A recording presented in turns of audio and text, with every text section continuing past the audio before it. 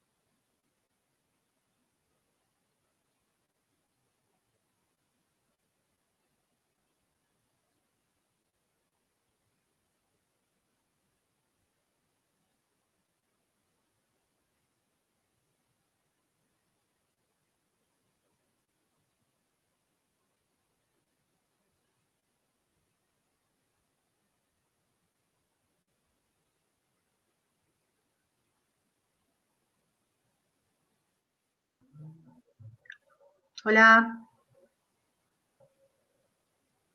Hola, buenas noches.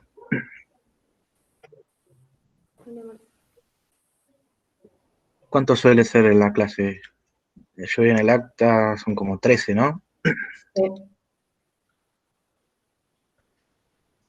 Así esperamos que se vayan sumando más o menos. No sé qué cantidad estuvieron siendo, en total unos 15, en total. claro, incluyéndonos a los profesores.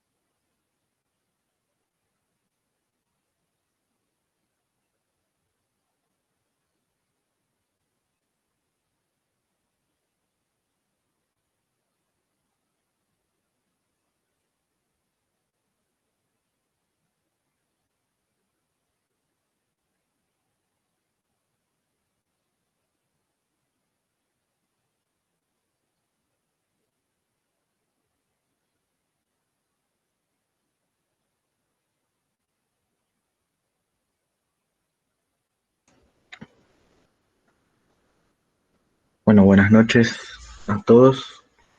Creo que todavía falta gente sumarse.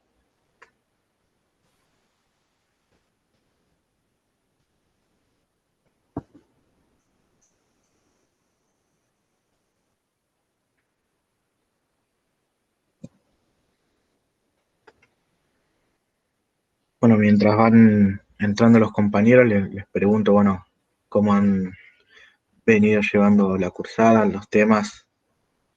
Eh, Estoy viendo el programa y el cronograma. Vi que, bueno, ya vieron hasta contrato de trabajo, tuvieron una primer clase, ¿no? Con contrato que la seguirían este jueves, ¿no?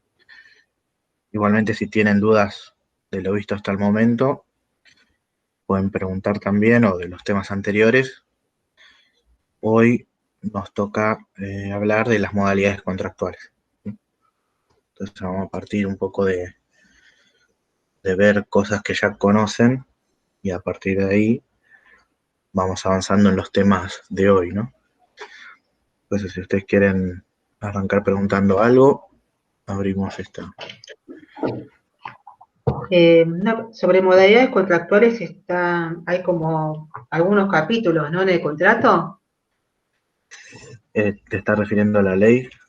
Sí, a Sí, la sí, ley. dentro de la ley vamos a estar viendo a partir del artículo 90 en adelante, pero también, bueno, en lo que está, en los temas que están en el programa, abarca el tema de modalidades, pero también abarca cuestiones que están en los artículos 29, 29 bis, 30 y 31, que tienen que ver con responsabilidad solidaria, y lo que tendría que ver con la empresa de servicios eventuales, que está en la Ley Nacional de Empleo, ¿sí? Entonces es como que lo central, la parte de modalidad central está a partir del artículo 90, ¿no? Pero después también hay otros temas que los van a encontrar en otros artículos o en otras leyes. Acá estaba. Lo mismo Con cuando... modalidades, después está contrato 92, contrato a tiempo parcial, después están los capítulos siguientes de contrato de trabajo a plazo fijo, trabajo de temporada, trabajo eventual Sí. y siguientes. Sí, nosotros también esta unidad la vamos a estar realizando en dos clases, ¿no? La de este lunes y el lunes que viene conmigo. Entonces vamos a ver parte de los temas, probablemente toda esta parte de los artículos, eso a partir del artículo 90 de la ley de contrato de trabajos hoy, y después la otra parte que tiene que ver con la responsabilidad solidaria, y hay un fallo también que tienen que leer, que es el plenario Ramírez, que se vincula a esta parte de responsabilidad solidaria. Lo vemos el lunes que viene, ¿no? Como para dividir más o menos. Igual también vamos a ver hasta dónde llegamos hoy, lo que nos queda afuera, lo continuaremos ese lunes, pero bueno, toda la unidad completa la vamos a estar viendo en dos clases.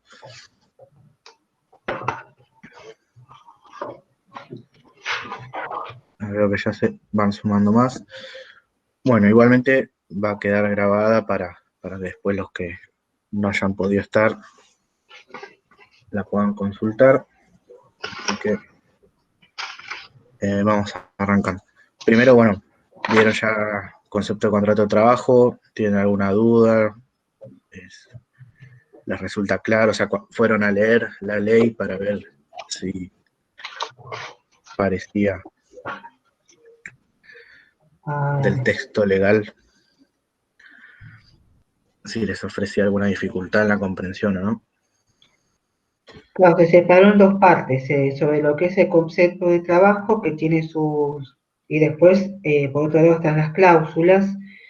Y a ver, ¿qué estaba tocando la salida? El contrato y relación de trabajo. Eso, ahí me quedó... O sea, porque después viene, o sea, esa diferencia, entonces, que la dijo, pero después se dio de largo y ahí como que me perdí, pero esa es esa es mi gran duda. El contrato de trabajo, o sea, Eh, ¿Qué pasa con la relación? Sí, básicamente la ley los conceptualiza en dos artículos diferentes, ¿no? El 21 y el 22, relación de trabajo. 21 el contrato, 22. Ahí hay unas palabras clave como para entender de qué está hablando. Cuando habla de contrato, dice una persona se obliga a, ¿sí? Entonces, el contrato es la obligación de las partes a, todo lo que implica el contrato. En cambio, la relación de trabajo es la ejecución, ¿sí? Es esa, o sea, ahí no habla del acuerdo o de la obligación a, sino de que una de las partes ejecuta las obras, las tareas y los servicios a favor de la otra, es decir, es la ejecución concreta de esa relación, ¿sí? la ejecución dentro de lo que bajo un contrato. Claro, porque menciona los mismos elementos, si ustedes ven, mencionan los mismos elementos de la prestación de servicios, la ejecución de actos o la realización de obras a favor de otro, bajo la relación de dependencia, a cambio de la remuneración, y, y lo que agrega ahí es cualquiera sea el acto que le da origen, ¿no? A esa relación de trabajo. Y luego esto lo complementamos con lo que viene a decir después, ¿no? En la presunción del artículo 23 y lo que establece el artículo 24 de si puede existir un contrato de trabajo y que no haya relación de trabajo. La respuesta a eso lo da el artículo 24 que dice, sí, vos podés tener un contrato celebrado, pero que no se comenzó a ejecutar, entonces todavía no hay una relación de trabajo. ¿Se entiende esa relación? O sea, Con, aunque no esté, vos tenés un contrato que está celebrado, es decir, el contrato se perfecciona con el consentimiento, ¿no? Una parte hace una oferta, la otra parte acepta, hay un consentimiento, ¿sí? No, como vimos en este tipo de contrato, no se requiere que haya una forma determinada, ¿sí? Puede ser un contrato escrito, verbal, etc. Pero imaginemos que hay un contrato escrito, ¿no? Se celebró un contrato por escrito donde establecen que la actividad, o sea, ese trabajador va a comenzar a trabajar el primero del mes siguiente. Entonces vos ya tenés un contrato celebrado, pero todavía no se empezó a ejecutar. Entonces todavía no hay una relación de trabajo. ah, La relación de trabajo comienza cuando el trabajador va y presta los servicios. ¿Sí? cuando inicia, Exacto. cuando inicia la Entonces, actividad. lo que dice ese artículo puntual es que vos podés tener el contrato de trabajo, pero que todavía no haya una relación de trabajo. ¿Y qué pasa si ese contrato se rescinde antes de que inicie la relación de trabajo? Y ahí te dice, bueno, cuáles son las consecuencias. Pero también esta idea de tener disociado lo que es un contrato y una relación de trabajo nos sirve para precisamente muchas otras situaciones donde hay otro contrato, por ejemplo, hay un contrato de locación de servicios, firmado todo, en lo formal es un contrato de locación de servicios, pero en los hechos, no. En los hechos hay una relación de trabajo. Entonces, eso también nos sirve por el tema de la presunción, porque dice, si lo que hace la presunción es invertir la carga de la prueba y, en cierta forma, facilitar al trabajador la demostración de esa relación laboral, ¿no? de la existencia de un contrato laboral. Porque dice, si hay una prestación de servicios, si se demuestra que hay una prestación de servicios, se presume la existencia del contrato de trabajo y en todo caso el que va a tener que desvirtuar esa presunción es el empleador, demostrar que ahí, en esa prestación de servicios, no hay un contrato de trabajo. Entonces ahí también es como entra a jugar esta idea de los dos conceptos. Lo básico que hay que entender es que el contrato es la obligación, ¿sí? El acuerdo de las partes que hacen hacer esta obligación con todos esos requisitos que establece el artículo 21. Y la relación de trabajo es la ejecución. Es decir, lo que ocurre en la práctica, que en los hechos esté ocurriendo la prestación de servicios a favor de otro y bajo su dependencia a cambio de una remuneración. Sí, sí, genial. Lo que vamos a empezar a ver hoy es el tema de las modalidades contractuales, ¿sí? Esto también lo desprendemos del artículo 21 cuando dice por un tiempo determinado o indeterminado, ¿sí? Cuando dentro de los elementos que empieza a mencionar ahí, ¿no? Que dice bajo la dependencia a cambio de una remuneración y dice por un tiempo determinado o indeterminado.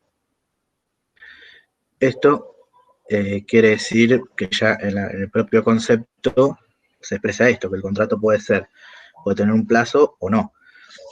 Lo que sí también es importante remarcar es que la regla, es decir, si no se expresa nada, la ley presume que el contrato es por tiempo indeterminado. Es decir, que no tiene un plazo de duración, ¿no? Esto lo podemos vincular con el principio de continuidad que se ve al comienzo.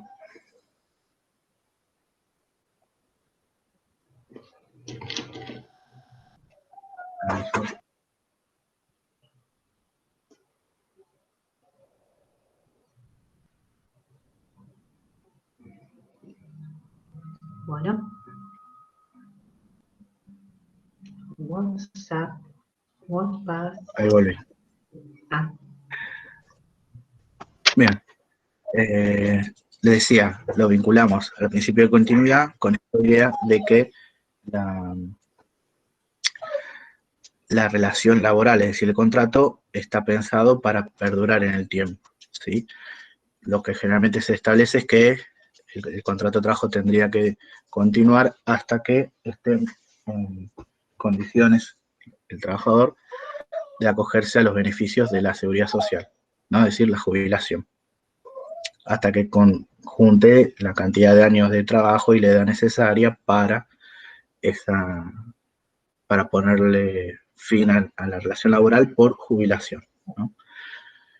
Pero eso no impide que haya otras formas de extinción. Y tampoco impide que se puedan celebrar hoy por hoy contratos por tiempo determinado. Lo que va a ocurrir, y esto lo vamos a ver en el artículo 90, es que la ley para los contratos que se celebran por tiempo determinado va a exigir dos requisitos. En primer lugar, que sean celebrados por escritos y que se determine, que se establezca cuál es el plazo de duración. Y en segundo lugar, lo que sería un requisito sustancial es que la utilización de esta modalidad esté justificada por la naturaleza de la actividad.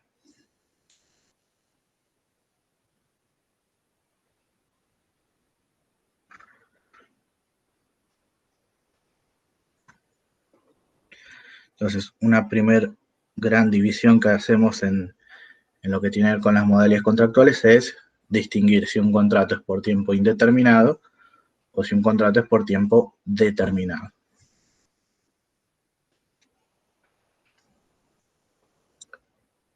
Y dentro de los contratos por tiempo determinado tenemos básicamente dos modalidades.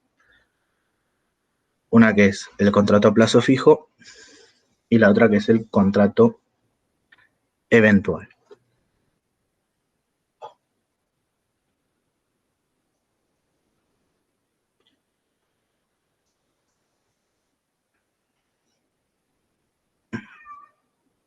Bien, yo para los fines didácticos vamos a estar viendo como contratos de tiempo indeterminado una serie de contratos que le voy a mencionar ahora que están en el programa, que son el de tiempo parcial, el de temporada y el de trabajo de grupos o equipos, que están ahí en la ley de contrato de trabajo, y dentro de los contratos de tiempo determinado, el de plazo fijo y el eventual.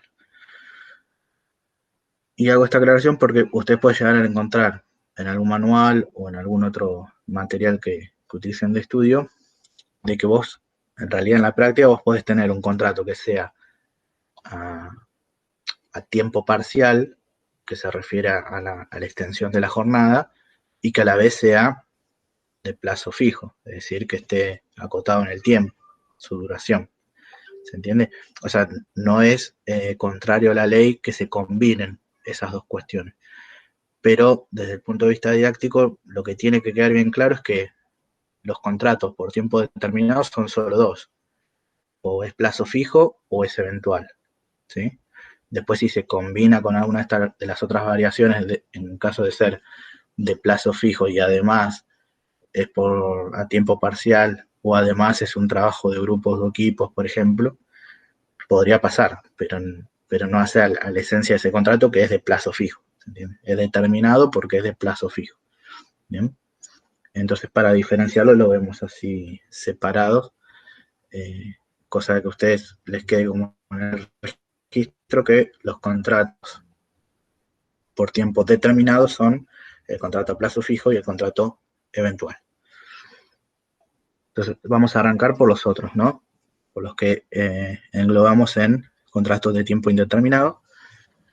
Y en esta categoría, una de las primeras cosas que vamos a encontrar, que es en el artículo 92 bis, que es el periodo de prueba. El periodo de prueba no es en sí una modalidad contractual, ¿sí?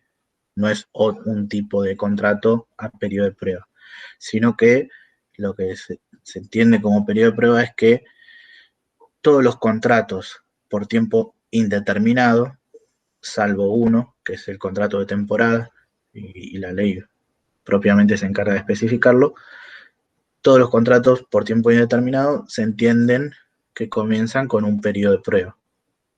¿Sí? Entonces, este periodo de prueba es el inicio de un contrato por tiempo indeterminado. Que también, bueno, ustedes si van a estudiar la cuestión histórica atrás del periodo de prueba, verán que hubo muchas modificaciones a lo largo del tiempo. Y nosotros, bueno, vamos a sintetizarlo en lo que ocurre ahora. Pero esto, para que tengan cuidado cuando leen de leyes o materiales, siempre, bueno, estar atentos a la fecha. Si van a buscar leyes, siempre lo recomendable sería utilizar Infolet, utilizar el servicio oficial y ahí tenés acceso a la ley actualizada. Entonces vos tenés la certeza de que esa ley está actualizada. Y si no, si lo leen de un libro o cualquier otro material, siempre estar atento a esto, a las fechas de edición, etcétera, para ver si hay alguna discordancia con lo actual, poder, digamos, salvar ese error, ¿no? Eso puede pasar, muchas veces accedemos a un manual que es viejo y en materia laboral hay cambios muy frecuentemente. Entonces, actualmente el periodo de prueba solo puede ser de 3 meses, ¿sí? En todas las situaciones. Bien. Y el requisito para que haya un periodo de prueba es que el trabajador esté registrado y que se lo registre como que está en periodo de prueba. Lo que la ley prevé es que si el empleador no lo registra, se va a presumir que renunció al periodo de prueba. ¿Sí? Es lo que va a entender la ley por el hecho de que el empleador no registre a ese trabajador.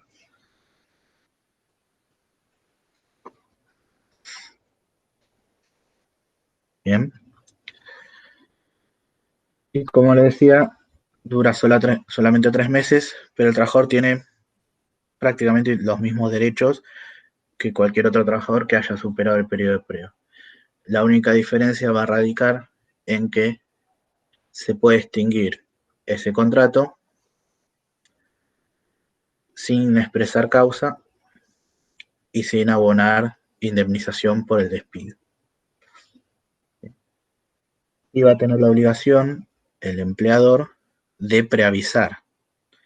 Esto también son todas cuestiones que vamos a estar viendo más adelante cuando veamos extinción, ¿no? Es como un adelanto de eso que se va a ver.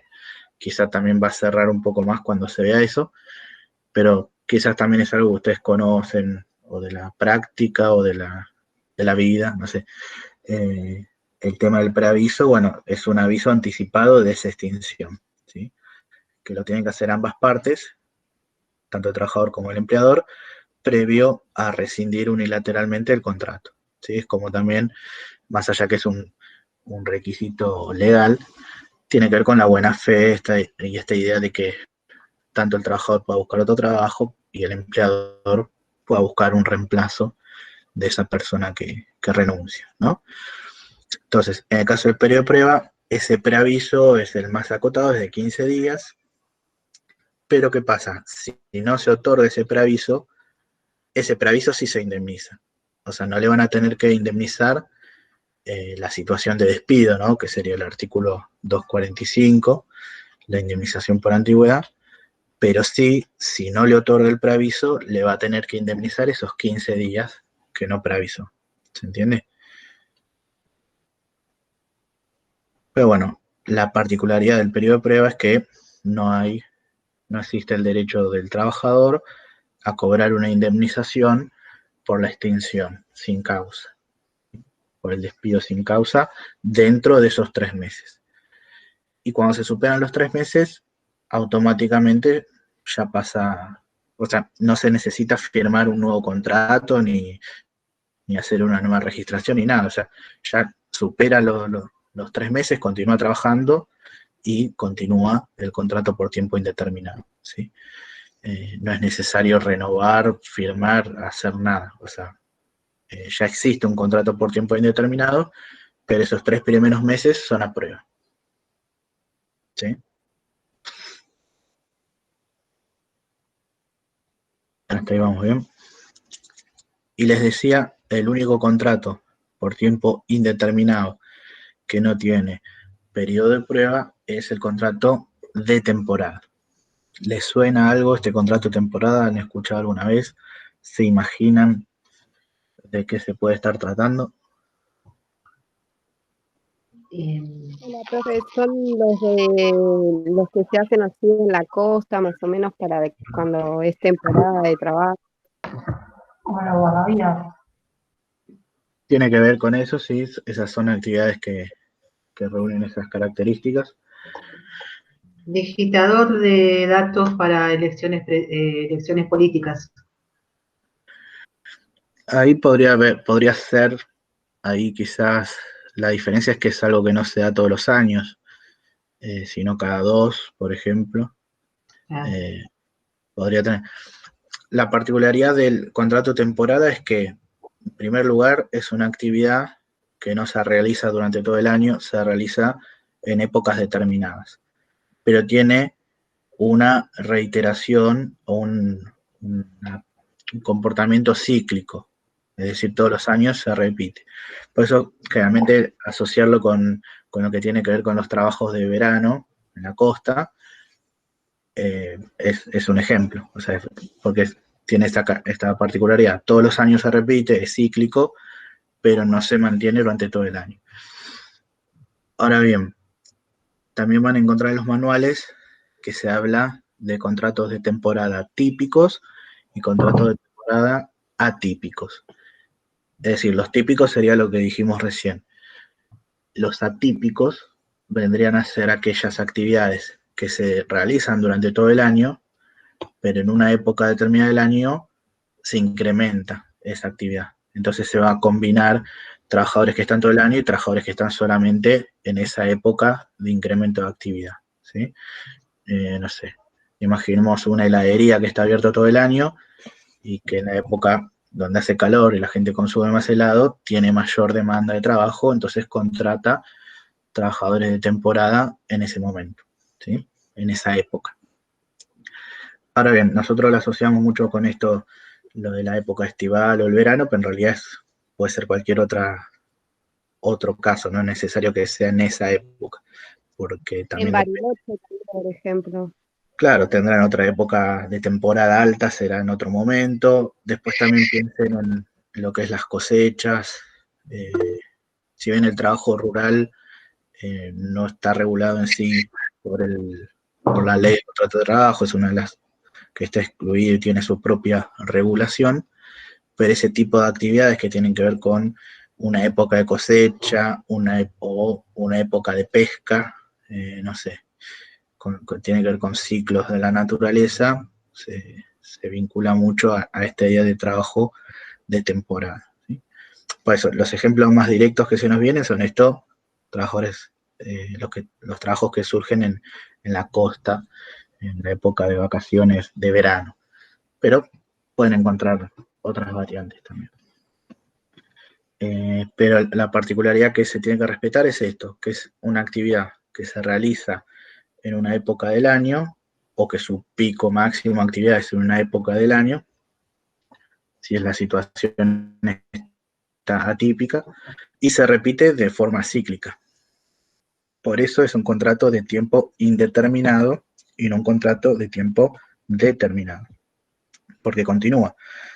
La relación laboral continúa año a año, nada más que vas a tener una época de actividad y una época de inactividad, ¿sí? Entonces, por esta cuestión es que este tipo de trabajo no tiene periodo de prueba, porque podría ser que el periodo de prueba dure lo que dura la temporada y sería una ventana al fraude, digamos, ¿no? A que haya muchas personas contratadas en periodo de prueba y que nunca superen el periodo de prueba, y de esa manera no se efectivizan, ¿no? Como se suele utilizar la expresión.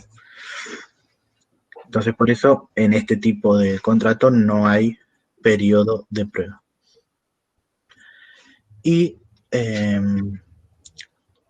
una de las también particularidades de la modalidad es que el empleador tiene que avisar 40 días antes, no me acuerdo si eran 40 o 45, ahí les chequeo.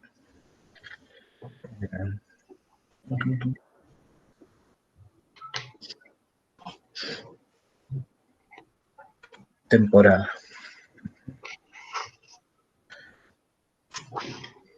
No, perdón, 30 días antes, no eran tantos. 30 días antes del inicio de la temporada tiene que dar aviso a los trabajadores del comienzo de esta. Ahora bien, lo que la ley establece es que esa comunicación puede ser en forma personal o a través de medios públicos idóneos, es decir, de difusión, la difusión suficiente. O sea, si está convocando trabajadores del municipio, con que sea un medio de difusión municipal, alcanzaría. Esto no sé si algunas veces viajando a la costa o en las radios locales habrán escuchado la convocatoria, capaz también depende de la época del viaje, ¿no? Pero la convocatoria de, por ejemplo, trabajadores de temporada de un gran supermercado de allá. ¿Sí? Eso a veces se escucha en las radios, de que tal empresa inicia la convocatoria a los trabajadores de temporada, y lo hacen a través de así, de una publicidad de radio, ¿no? Entonces, eso lo permite la ley, o a través de periódicos, etcétera, o en forma personal. Y ahí lo que va a quedar en cabeza del empleador es poder demostrar que esa comunicación lo hizo, en caso de que tenga, ¿no?, algún conflicto laboral. El de internet puede ser, como en la época de la ley esto no estaba, pero hoy por hoy mandarle un mail es como mucho más fácil. A lo que voy es que el artículo de la ley no utiliza la expresión de una notificación fehaciente, es decir, no necesariamente lo tiene que hacer por un medio fehaciente. Entonces, mandar un mail entiendo que también es algo que serviría. Pero lo que voy es que también está esta costumbre de hacerlo por medios públicos, ¿sí? Entonces ahí no es una comunicación personal, sino que es a través de un medio de difusión, ¿sí?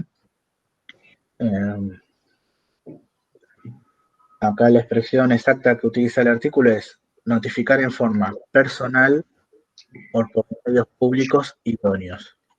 O sea, da esas dos opciones, o que sea en forma personal o medios públicos idóneos, que obviamente, bueno, ahí está la interpretación de decir, bueno, ¿a qué nos referimos con un medio público idóneo? ¿Sí?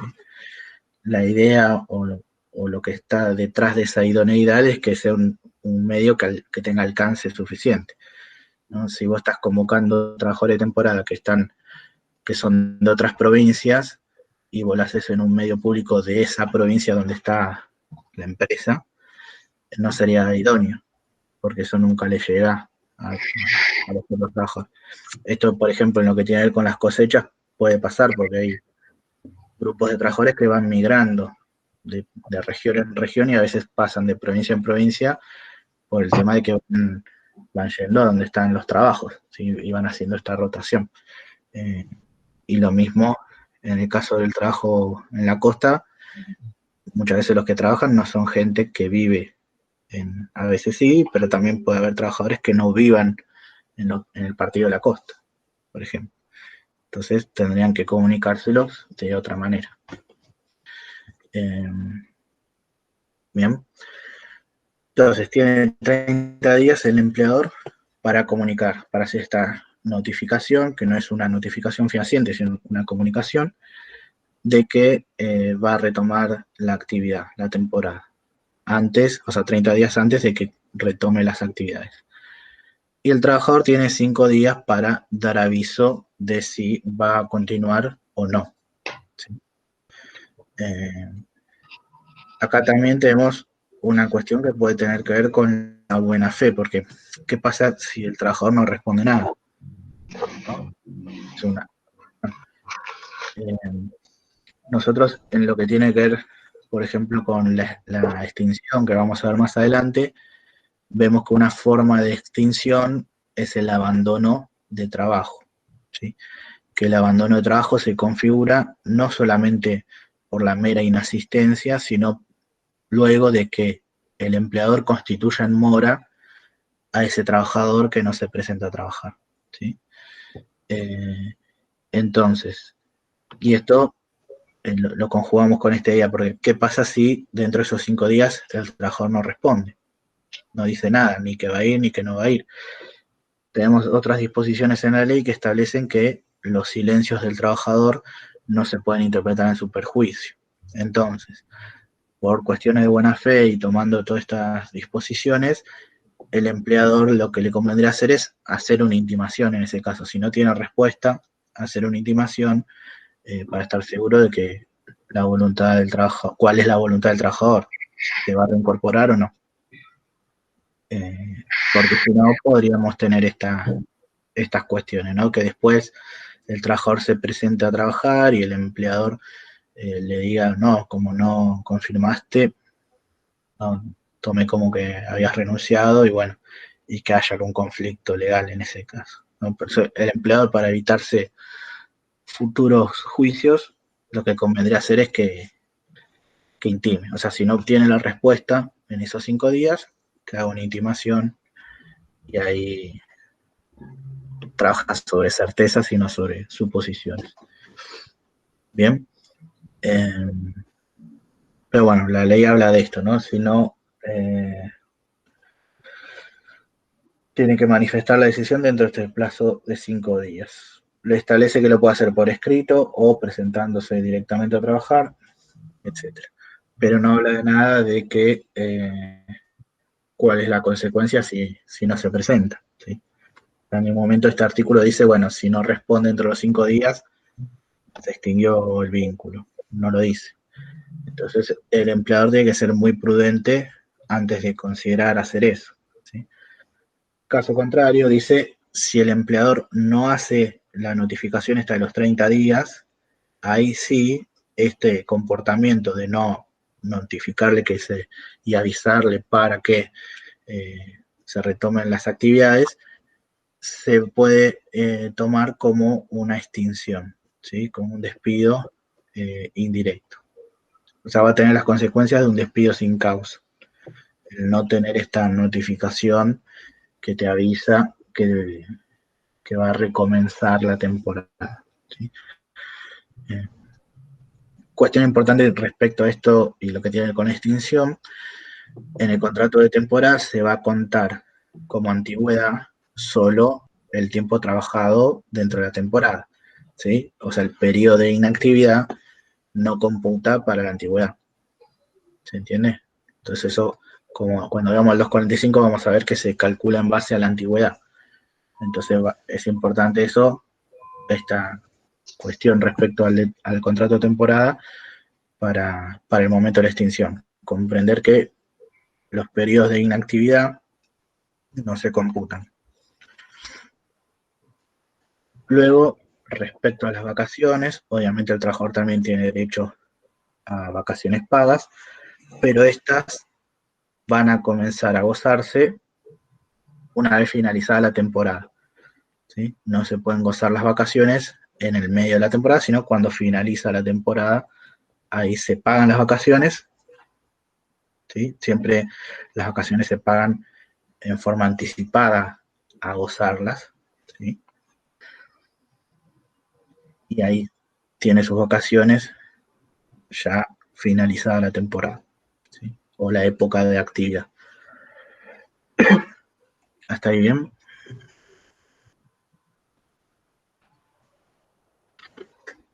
Bueno,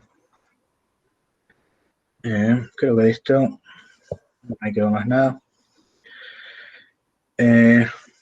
Después sí, hay una cuestión que, bueno, la vamos a ver cuando veamos el contrato a plazo fijo, que está en el artículo 97, referida al contrato de temporada, pero a esto que ocurre si, por ejemplo, se extinguiera el contrato antes de finalizar la temporada, ¿sí? Que hay una solución muy similar a que si se extinguiera un contrato antes de terminar el plazo, ¿no? Entonces, por eso, cuando lean este artículo, hace referencia que dice el título, equiparación a los contratos a plazo fijo, porque la solución es similar.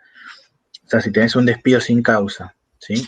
Antes de que se cumpla, que finalice la temporada, además del despido, perdón, además de la indemnización por el 245, que sería la indemnización por antigüedad, por el despido sin causa, puede haber una indemnización por daños y perjuicios, ¿sí? Porque se entiende que esta expectativa frustrada que tiene el trabajador, que pensaba trabajar toda la temporada y se ve frustrada por un despido intempestivo y arbitrario, acarrea otros daños y perjuicios, ¿sí? Por ese tiempo que él contaba que iba a poder trabajar y que no lo va a hacer. Y lo mismo pasa cuando vamos a ver ahora en el contrato a plazo fijo. Ese despido antes de la finalización de la temporada, en este caso, y el despido antes del cumplimiento del plazo en un contrato a plazo fijo, ¿no? Además del despido tarifado de la ley, que es el del 245, podría haber una indemnización por daños y perjuicios ya ajustándonos a los criterios del derecho civil. ¿Entiendes? Los daños y perjuicios que se le ocasionen a esa persona. Que en principio podría ser un valor igual a lo que le faltaría cobrar hasta que finalice la temporada, ¿no? Que esa era la expectativa principal. Pero podría haber otros daños y perjuicios que se le generen, ¿no? Si este trabajador ya incurrió en gastos porque pensaba que iba a tener trabajo hasta ese momento, que era lo que estaba previendo por las características del contrato, y esto hace que haya otros daños y perjuicios, ¿no? Entre ellos el daño moral también, ¿sí? Pero bueno, eso ya queda en la esfera de los daños que él pueda demostrar que sufrió por esa ruptura anticipada del contrato. ¿Bien? Bueno, y el temporada, nada más. Es importante esto, no confundirlo, porque a veces las características que tiene el contrato de temporada pueden llevar a asociarlo con un contrato de tiempo determinado, pero no entren en esa confusión, el contrato de temporada es indeterminado, ¿sí? Bien. El otro, en este caso, este contrato de temporada, no puede haber una combinación, como lo que decía, bueno, que se combine con otra de las modalidades. No es que puedes tener un contrato a plazo fijo y de temporada, ¿sí? Porque ya las características del contrato de temporada hace que no se compatibiliza con el plazo fijo ni con el eventual, ¿se entiende? Entonces ahí es uno de los contratos de estos que vamos a ver, donde no se puede mezclar. Entonces es puramente por tiempo indeterminado, ¿sí? Y en esto también no tenemos nosotros en el programa, pero si a ustedes les interesa profundizar, pueden buscar fallos donde se analiza precisamente esto. Algunas contrataciones que fueron realizadas, por lo general se utiliza la modalidad eventual como un contrato a tiempo determinado, pero que por las características del trabajo y esta idea de que era una actividad cíclica que todos los años se repetía, los jueces determinaron que ahí correspondía un contrato de temporada y entonces estaba mal utilizado la modalidad eventual, ¿sí? Entonces fallos de ese estilo que también les permitan profundizar en las diferencias de por qué el contrato de temporada es un contrato de tiempo indeterminado y cómo se diferencia de un contrato eventual, por ejemplo, la pueden encontrar en diversos fallos, ¿sí? Entonces eso, si les interesa profundizar, busquen. Y algunas menciones igual seguramente vamos a estar haciendo cuando veamos el contrato eventual. Bien, porque la principal punto de confusión puede ser cuando vemos esta idea que les presentaba, que encuentran en algunos manuales, de el contrato de temporada atípico, ¿no? Como la actividad está durante todo el año, y acá la definición del contrato de temporada se refiere a que se cumplen determinadas épocas del año solamente, ¿sí? Por eso se habla de esto, un contrato típico, que es el que está estrictamente referido en este artículo, y el atípico, donde la actividad de la empresa está durante todo el año, pero hay una época en la que la actividad es mayor, se incrementa, hay mayor necesidad de trabajadores, y lo clave en eso, para que sea de temporada, es que se repite cíclicamente todos los años, ¿sí? Porque si vos tuvieses un pico de producción X, pero no es algo que se repite todos los años, sí ahí cabría la posibilidad de utilizar una modalidad eventual, ¿sí? Porque no es algo que todos los años se utiliza, se repite. Entonces, no sé, estás produciendo determinado producto y no sé, por alguna circunstancia X, se incrementa la demanda de ese producto, no sé. Fabricabas bubucelas y en el mundial de, ¿cuál fue? El de Sudáfrica, estaba de moda, se incrementó tu producción y por esa circunstancia ese año necesitabas producir más. No se te va a repetir todos los años, no es cíclico, entonces esa circunstancia excepcional de mayor demanda de producción justifica una modalidad eventual, ¿sí? No de temporada. Pero si hay una reiteración cíclica en esas circunstancias, sí estaríamos en un contrato de temporada. Bueno, luego, les había mencionado el contrato a tiempo parcial, ¿no?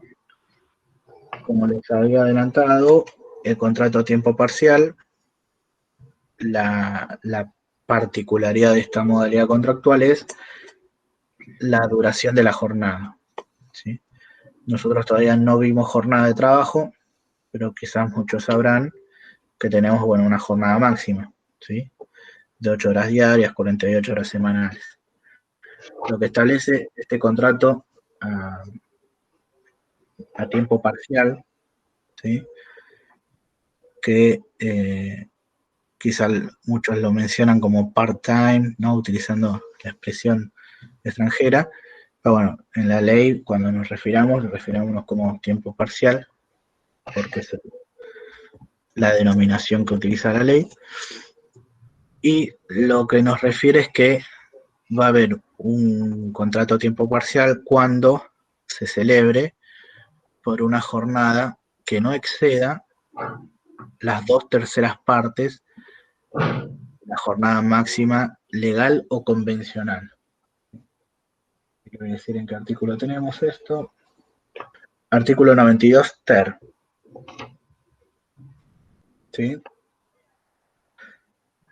el término que utiliza es inferior a las 2/3 partes de la jornada habitual de la actividad, ¿sí?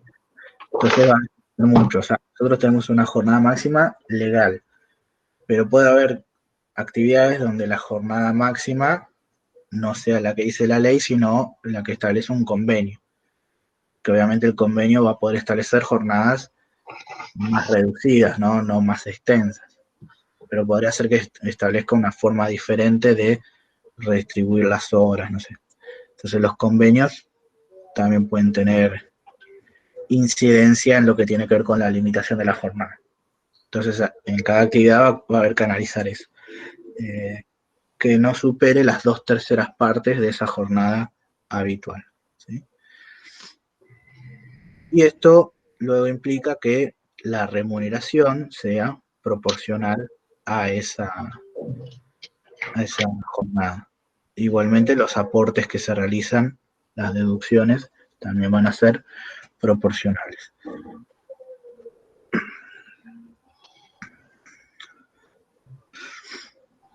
En cuanto a los aportes, lo que puede ocurrir, como pasa con el tema de las obras sociales, es que haya un mínimo, o sea, que la cuota de la obra social tenga un valor mínimo y que quizá el proporcional que se deduce de la remuneración no alcance a cubrir, entonces se deduce un adicional más para llegar a ese valor mínimo.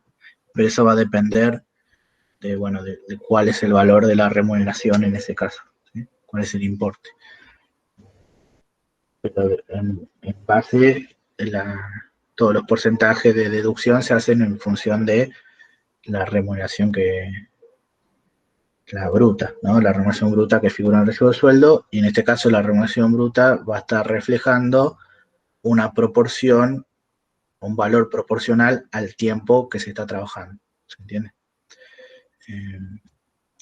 Y lo que se establece como limitaciones, que eso también lo van a ver en la ley, que este artículo se modificó en 2009, ¿sí? Si entran en Infoleg van a tener cuál fue la ley que lo modificó y la fecha, ¿no? En 2009. 474. Sí. Tuvo una modificación que lo que agrega son algunas de estas disposiciones que le voy a mencionar en los incisos, que tienen que ver con, podríamos denominar las disposiciones antifraude, ¿sí? Para no utilizar en fraude esta modalidad. En primer lugar es que el trabajador no puede realizar horas extras. Es decir, eso ya lo decía, ¿no? Lo que se agregó con esta modificación es cuál es la sanción o cuál es la consecuencia si al trabajador lo hacen realizar horas extras. En esta modalidad, el trabajador no puede realizar horas extras, salvo, esto lo vemos en derechos y deberes de las partes, lo que establece el artículo 89, que es la obligación de prestar ayudas extraordinarias. Es una obligación que tiene el trabajador cuando hay un riesgo, un peligro grave o inminente sobre las personas o los bienes de la empresa, ¿no? Es una situación de emergencia que requiere que el trabajador preste auxilio y que esto puede hacer que se exceda de la jornada, tanto de la jornada máxima como en este caso de la jornada por tiempo parcial. Pero es como una obligación que surge también del deber genérico de buena fe, de la solidaridad y la colaboración, ¿sí? Obviamente eso también se va a ver nuevamente en derechos y deberes de las partes, pero no implica que el trabajador se tenga que poner en peligro para salvar, ¿no? Pues imaginemos el caso de un incendio. Se está incendiando la fábrica, no quiere decir que, bueno, los trabajadores se tienen que poner en peligro para salvar los bienes de la empresa, pero sí prestar ayudas, es decir, si se tienen que quedar un rato más, o para evitar que ocurra, o para ayudar en algunas cuestiones, no sé, cuestiones que cada situación va a ser distinta, ¿sí? En algunos casos puede tener que ver con, no sé, o hacerle un mantenimiento de emergencia a las máquinas y que se te haga quedarte fuera de horario, no sé, distintas posibilidades, pero que tienen que ver con esta cuestión de la existencia de un peligro grave o inminente, o sea, un peligro que esté ocurriendo o que esté por ocurrir, ¿sí? Y se pretende evitarlo. Entonces, salvo esa situación, en el contrato a tiempo parcial, el trabajador o la trabajadora no puede hacer horas extras, ¿sí? ¿Y qué dice? Si en una jornada el trabajador realiza horas extras, va a tener derecho a cobrar como si fuera una jornada completa. ¿Sí? Eso lo vemos en el primer inciso, ¿sí? Si la jornada, en primer lugar, lo establece de si supera las 2/3 partes. Si la jornada pactada supera las 2/3 partes de la jornada habitual, el empleador deberá abonar la remuneración correspondiente al trabajador de jornada completa, ¿no? En primer lugar, un límite para si no se cumple con esto de las 2/3 partes. Y después, el de las horas suplementarias está en el inciso 2. No podrá realizar horas suplementarias, salvo el caso del artículo 89, y la violación a este límite de jornada genera la obligación del empleador de abonar el salario correspondiente a la jornada completa para el mes en que se hubiera efectivizado la misma. ¿Se entiende? Esto es mensual. Bien. Después, lo que va a establecer en el inciso quinto es que los convenios colectivos van a determinar para cada actividad cuál es el porcentaje máximo de trabajadores a tiempo parcial que pueda haber. Es decir, un empleador no puede tener a todo el plantel bajo tiempo parcial, ¿sí? Entonces también le pone cupos. Existe la prioridad del trabajador que está contratado a tiempo parcial para acceder a una vacante a tiempo completo si ésta se habilita, ¿sí? Entonces, como está, antes de contratar a una persona de afuera para cubrir un puesto a tiempo completo, se le da prioridad a los trabajadores que están contratados a tiempo parcial. De muchas de estas medidas lo que buscan es evitar el fraude, es decir, contratar trabajadores a tiempo parcial porque obviamente trabajan menos horas y le estás pagando menos, los aportes son menores, pero después lo utilizas y lo haces trabajar horas extras cuando te conviene. ¿Se entiende? Entonces, para evitar esa manipulación y ese fraude, la ley establece estos requisitos, ¿sí?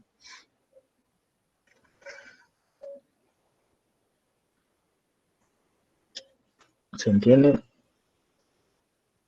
Acá todo lo que circunda a esta modalidad tiene que ver con la extensión de la jornada que se acota, ¿sí?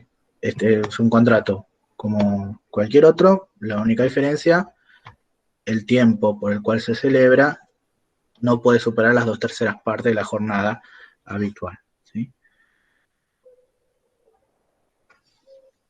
Después todas las demás cuestiones referidas al contrato son similares. Entonces todas estas cuestiones que vimos se derivan de esta idea de que se acota la jornada que se trabaja, entonces lo que se paga va a ser proporcional a eso, se limita la posibilidad de trabajar horas extras, precisamente para evitar una utilización fraudulenta de esta modalidad, y se establecen las sanciones para qué. Porque ya en la redacción anterior al artículo se establecía que no se podían realizar horas suplementarias, pero faltaba la parte esta que viene después de, salvo el artículo 89 de la presente ley, falta la parte que dice, bueno, la violación del límite de la jornada establecido, acarrea esta consecuencia. Eso no existía. Entonces, no, la ley no decía qué pasaba si se violaba esta limitación de hacer horas suplementarias. Y ahora lo dice. ¿Bien? Y la otra modalidad que les digo el artículo, que es el trabajo de grupos y equipos, artículos 101 y 102, que está regulado también en la ley de contrato de trabajo. Ahí, como verán por los artículos que estoy tirando, no está todo ordenado como lo estamos viendo nosotros, pero nosotros lo que buscamos es como esquematizarlo para ver primero para diferenciar y separar lo más posible los contratos que son puramente por tiempo determinado, ¿no? Para que no haya esa confusión entre los contratos. A ver si me dejan un segundo que tengo una mascota molestando. Ahí vuelvo.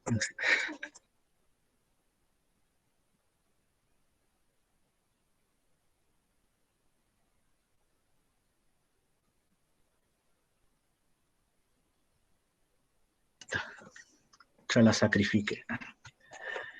Bueno, las desventajas del home office. Eso, otra cosa que la acabo de leer acá en Infolé, que está incorporado, y que tiene que ver con esto, justamente.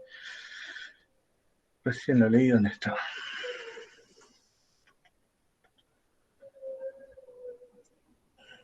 Contrato de teletrabajo, artículo 102 bis, incorporado el 14 de agosto del 2020. Esto obviamente no está en el programa, pero bueno, después lo vamos a ir tocando este video. No sé si ya estuvieron hablando, porque me acuerdo que en la clase de introducción se habló un poco de este tema, ¿no? De que era algo nuevo, que va a haber que irme echando, ¿no? Con los contenidos de la materia.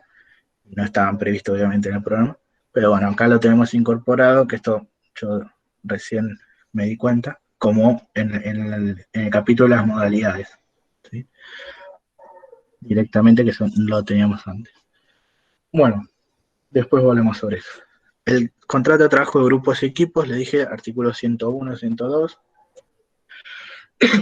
Lo que tenemos acá es una modalidad contractual donde la diferencia a lo que sería un contrato normal o típico de tiempo indeterminado es que en la celebración del contrato, ¿sí?, el consentimiento, o es decir, la aceptación, la da una persona que la ley va a denominar como jefe o delegado del grupo, en nombre de todo un grupo de trabajadores, ¿sí? Entonces, la diferencia básica es esta: la aceptación la da una persona en nombre de todos los demás. Pero luego existe una relación individual de cada uno de esos trabajadores con ese empleador. El ejemplo típico que solemos dar en las clases es el de una orquesta, por ejemplo, ¿no? Un grupo ya conformado de músicos con su director y que son contratados por un teatro para, no sé, tocar todos los fines de semana o lo que sea, las fechas que sean, ¿no? Como una orquesta estable. Entonces, acá ya tienes un grupo conformado, ¿sí?, que tiene sus particularidades de trabajo. Y que, ¿cómo encajaría esto en esta modalidad?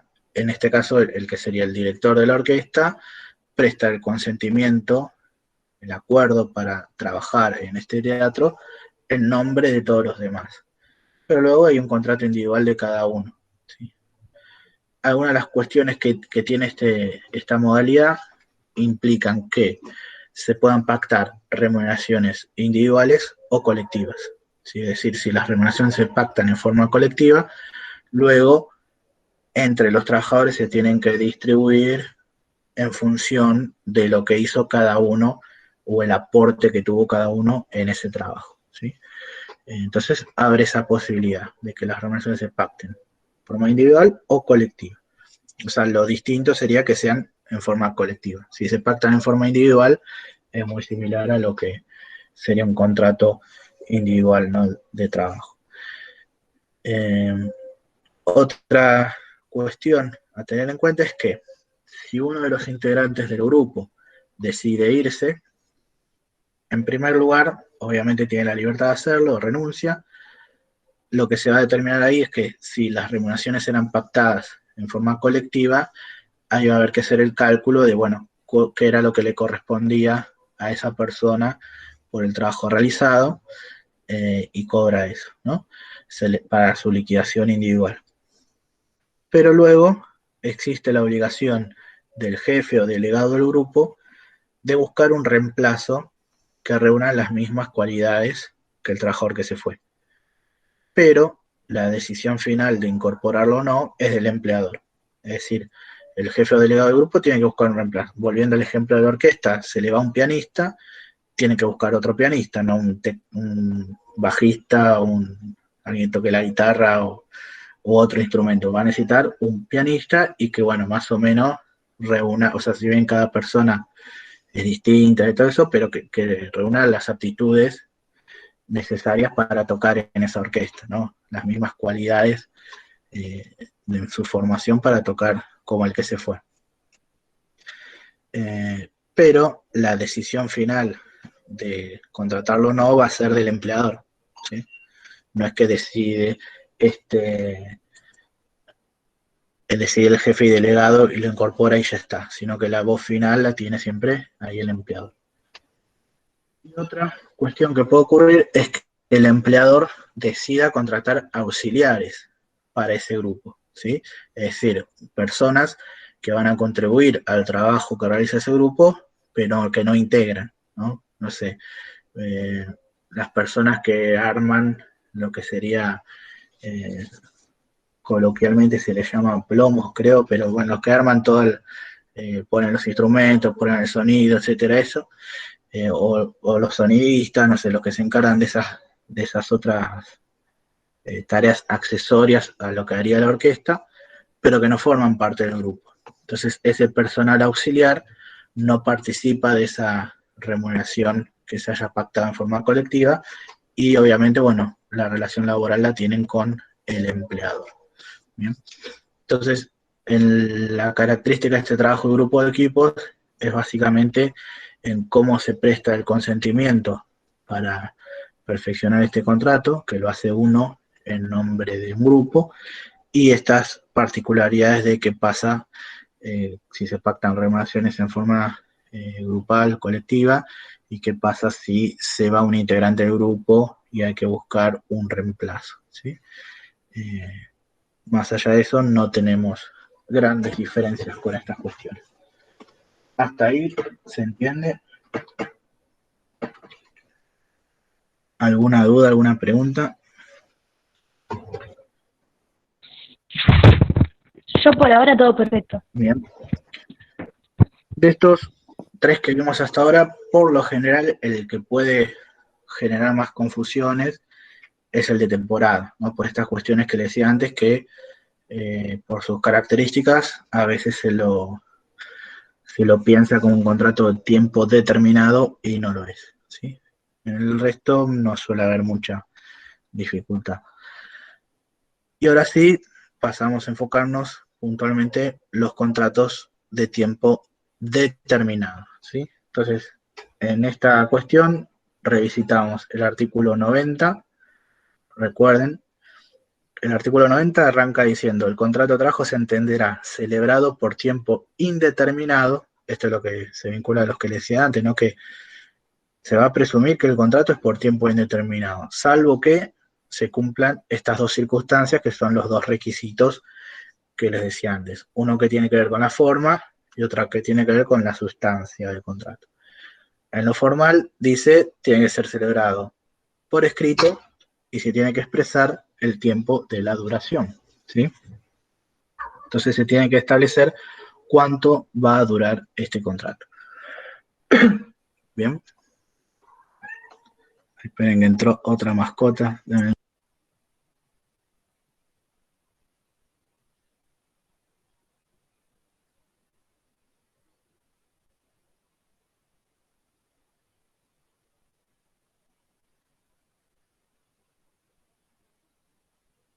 Perdón la interrupción. Bueno, entonces, estos requisitos, uno es el formal, celebración por escrito, y expresar la duración del plazo, y el otro es el sustancial, que es que la naturaleza de la actividad justifique la utilización de esta modalidad. Si se utiliza un contrato a tiempo determinado, pero para cubrir necesidades de carácter permanente de la empresa, se está utilizando en fraude a la ley. O sea, se tienen que cumplir los dos requisitos, tanto el formal como el sustancial, no solamente uno de ellos. Bien. Entonces, eso es importante para comenzar a ver el tema del contrato determinado. Bien. Después, en el artículo 93 a 95 tenemos el contrato a plazo fijo, y en los artículos 99 y 100 el contrato eventual, ¿sí? Para ubicar espacialmente estos temas. El contrato a plazo fijo, como lo dice el título, vamos a tener un plazo determinado de antemano, es decir, una fecha de extinción, de vencimiento del plazo, y que, por lo que establece la ley, no se puede celebrar por más de 5 años. ¿Sí?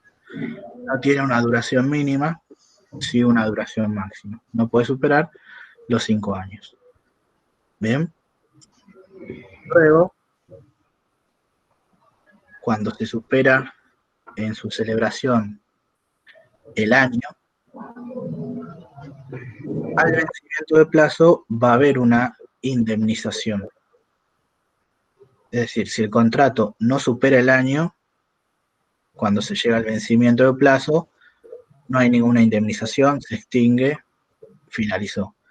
En cambio, cuando se celebra por más de un año, cuando se llega al vencimiento del plazo, hay igual una obligación indemnizatoria por parte del empleador, que es la que se establece en el artículo 247 de la LST, y consiste en la mitad del 245. Es decir, es una indemnización reducida, pero una indemnización al fin. Bien, siempre que se celebra por más de un año. Luego, antes de la extinción, el empleador tiene una obligación de preavisar, pero en este caso es un preaviso distinto al que vemos con las demás extinciones, porque acá, en primer lugar, la duración es de por lo menos un mes, como máximo 2 meses. ¿Sí? Obviamente, si el contrato se celebró por un mes, no hay esta obligación de preavisar, porque solo dura un mes, ¿no? Siempre en contratos que duren más que ese tiempo, la obligación de preavisar es como mínimo un mes, como máximo 2 meses antes, pese a que existe, como les digo, un contrato escrito con una fecha determinada de extinción. ¿Sí? Pese a que eso está fijado por escrito determinado, la ley le exige preavisar. ¿Por qué? Porque si no preavisa, este contrato se transforma en un contrato por tiempo indeterminado. ¿Sí? Es decir, la ley interpreta esa omisión de preaviso como una voluntad del empleador de convertirlo en un contrato de tiempo indeterminado, es decir, continuar con el contrato. ¿Bien? La única excepción que establece la ley a esto, es decir, a que el empleador no preavise, el contrato no se transforme en tiempo indeterminado, es que antes de la finalización o del vencimiento del plazo, se celebre un nuevo contrato a plazo. ¿Sí? Es decir, antes de que finalice, no hubo preaviso, pero antes de que se cumpla esa fecha de vencimiento, se celebra un nuevo contrato a plazo. Entonces, de esta forma, no pasa a ser un contrato a tiempo indeterminado, sino que hay un nuevo contrato a plazo celebrado. ¿Bien? La ley permite que se celebren contratos sucesivos. Lo que sí va a decir es que se va a interpretar como posible fraude el hecho de que se celebren sucesivos contratos a plazo fijo. ¿Sí? Básicamente es que la sucesiva contratación a plazo fijo hace presumir la existencia de un contrato de tiempo indeterminado. ¿Sí? Nuevamente hace una presunción que admite prueba en contra, es decir, el empleador la puede desvirtuar. ¿Bien? La ley presume por la sucesiva contratación a plazo fijo, pero el empleador lo puede desvirtuar si justifica que la naturaleza de la actividad precisamente justifica utilizar esa modalidad. ¿Bien? Un ejemplo para esto, que también se lo robo a otros docentes que compartimos cátedra, el tema de una persona que contratan para hacer capacitaciones en una empresa. Pongamos a cualquiera de nosotros, docentes, nos contratan en una empresa para hacer una capacitación. Esa capacitación tiene un tiempo de duración, vamos 3 meses.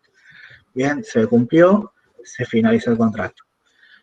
Ahora, la empresa le gustó, quiere hacerlo en otras sucursales con otros trabajadores, te contrata 3 meses más, y así. Pero ese contrato no va a tener una característica por tiempo indeterminado, porque en algún momento ya van a haber hecho toda la capacitación, entonces no van a requerir más de ese servicio, ¿se entiende? Entonces, en ese caso, podría ser un ejemplo que justifique la contratación a plazo, ¿sí? Entonces, tiene que estar, la utilización de la modalidad tiene que justificar el por qué se utiliza un contrato a plazo y no un contrato por tiempo indeterminado. Entonces, entonces esto es lo que decía antes, si las necesidades de la empresa que está cubriendo tienen un carácter permanente, eso te hace presumir que se está utilizando en forma fraudulenta la contratación a plazo fijo. ¿Sí? Pero en definitiva va a ser toda una cuestión de prueba en un planteo concreto, ¿no?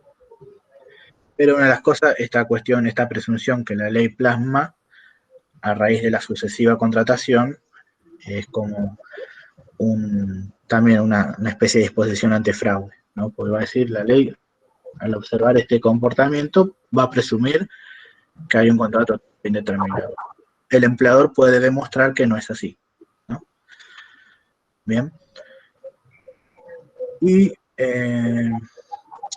entonces, la otra cuestión, que esto me había olvidado con el periodo de prueba.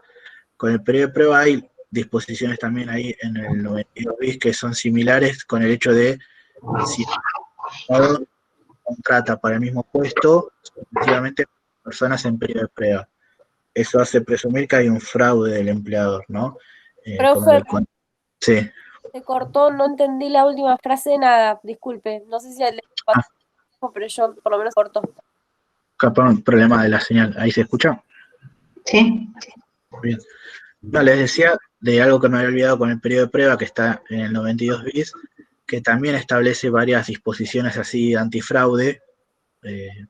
Por eso acá salí del tema del plazo fijo y volví a lo que vimos del periodo de prueba, pero que tiene similitud en el planteo. Es decir, si un empleador sucesivamente contrata para un mismo puesto de trabajo a varias personas en periodo de prueba. O sea, la ley le permite contratar a cada persona solo una vez en periodo de prueba, ¿sí? Entonces, ponele, vos trabajás para una persona, un empleado, periodo de prueba. Antes de cumplir los 3 meses, extinguen el contrato, te vas. No sé, pasa el tiempo, te vuelven a contratar para otro puesto, pero el mismo empleador. Otro puesto, otro cargo, el mismo empleador. Como es el mismo empleador, no puede volver a usar el periodo de prueba, por más que sea en otro puesto, en otra área o lo que sea, ¿sí? Solo puede utilizar con cada trabajador una vez el periodo de prueba. Entonces, esa es una limitación que es antifraude. Para evitar esto, no te contratan, te despiden, pasan un tiempo, te vuelven a contratar, te despiden, etc. Y la otra limitación es esta, en un mismo puesto, contratar sucesivamente varias personas en periodo de prueba, ¿sí? Como decir, siempre hay rotando gente en ese puesto.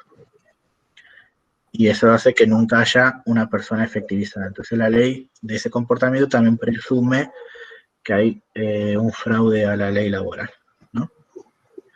Bueno, volviendo al contrato a plazo fijo, las características centrales tienen que ver con esto, con limitar la duración máxima, ¿sí? Establecer un preaviso, que si no se cumple, vuelve o convierte a ese contrato de tiempo determinado en uno de tiempo indeterminado. Y una tercera cuestión, que era con lo que se asimilaba el contrato temporal que les dije antes, si al trabajador lo despiden sin causa antes de que se cumpla el plazo, ¿sí? Antes de la fecha de vencimiento que tiene el contrato, extinguen a ese trabajador. Supongamos, se celebra un contrato a plazo por 4 años y a los 2 años lo despiden sin causa, ¿sí? Es decir, el trabajador que tenía la expectativa de trabajar 4 años, a los 2 años lo despiden. Ahí la ley lo que establece es lo que vimos antes con el contrato de temporada, que además de corresponderle la indemnización por despido sin causa, la del 245, sí, en este caso es la del 245, en este caso no es la mitad ni es el 247, ¿por qué? Porque hay un despido sin causa antes de que se cumpla el plazo, ¿sí? En este caso es el 245 completo.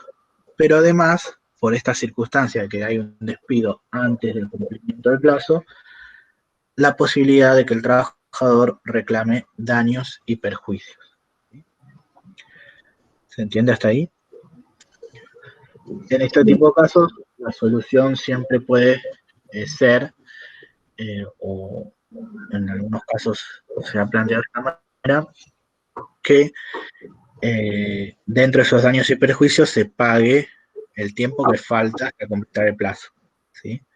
Como que eso sería un indicativo de un daño claro que se le está produciendo, que es todo lo que ese trabajador tenía la expectativa de cobrar hasta finalizar el contrato. Porque tengamos en cuenta que estamos hablando de un despido sin causa, ¿sí? No, si hubiese una causa, es decir, no sé, el trabajador y tuvo muchos incumplimientos, muchas faltas, no hacía bien su trabajo, etc. Y entonces hay una causa, hay un motivo que justifique el distracto laboral, eso es distinto. En este caso estamos hablando de una situación donde el trabajador no hizo nada que justifique que lo despidan y le frustran esa expectativa que tenía de tener trabajo e ingreso hasta la fecha de vencimiento, ¿sí? Entonces, por eso, una de las soluciones suele ser que el empleador pague lo que le falta de remuneraciones hasta completar el tiempo que falta, ¿no? Hasta finalizar. Pero, como la ley no lo expresa de esa manera, sino que habla de daños y perjuicios, se entiende que puede haber otro tipo de daños y perjuicios que se le genera al trabajador. Entonces, lo que el trabajador ahí pueda demostrar que se le ocasionó como daño y perjuicio, lo va a poder reclamar y cobrar, ¿sí? ¿Se entiende esa diferencia? Bien. Bueno, luego, bueno, nos queda poco tiempo, pero bueno, lo continuaremos si no la clase que viene, pero para dar el pantallazo del contrato eventual antes de finalizar. Como les dije, artículos 99 y 100, ¿bien? El contrato eventual es aquel que se relaciona a necesidades extraordinarias de la empresa, ¿sí? Que pueden haber sido previstas de antemano o no. ¿Bien? Acá, a modo de ejemplo, lo más típico que podemos señalar es, por un lado, lo que les mencionaba antes, que tenía que ver con el incremento en la demanda de producción, ¿sí?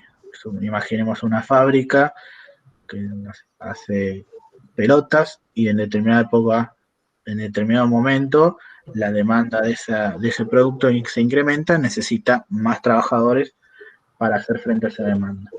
Ahí tiene una necesidad eventual, ¿no? Si es que eso no después se convierte en algo habitual. Deja de ser algo extraordinario y pasa a ser el nivel de producción habitual. Pero en ese momento que ocurre, se presenta como una circunstancia extraordinaria. ¿Bien? Entonces, eso amerita la contratación de trabajadores eventuales. Y luego, otro ejemplo es las suplencias, ¿sí? Cuando un trabajador se toma una licencia y se contrata a un trabajador para reemplazarlo bajo la modalidad eventual.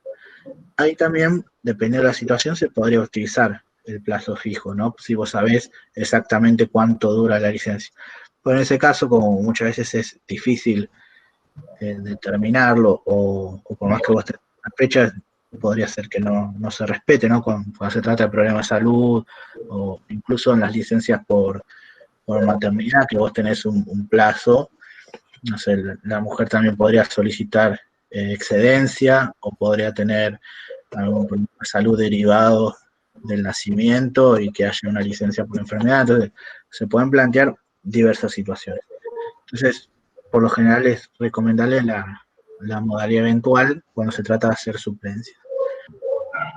La particularidad de este contrato y su diferencia con el de plazo fijo es que en la modalidad eventual no tenés una fecha cierta, ¿sí?, de terminación, sino que el contrato finaliza cuando finaliza la eventualidad o el objeto extraordinario para el cual se contrató a estos trabajadores, ¿sí?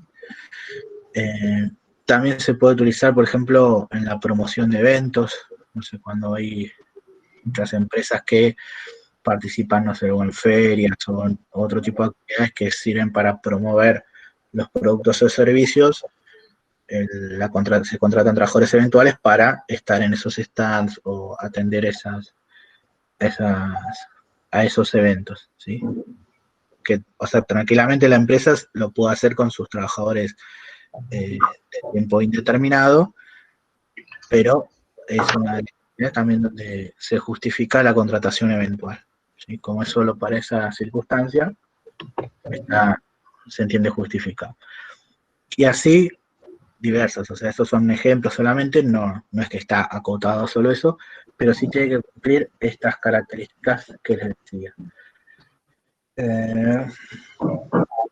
Habla por un lado, satisfacción de resultados concretos tenidos en vista por el empleador en relación a servicios extraordinarios determinados de antemano o exigencias extraordinarias y transitorias de la empresa, ¿sí?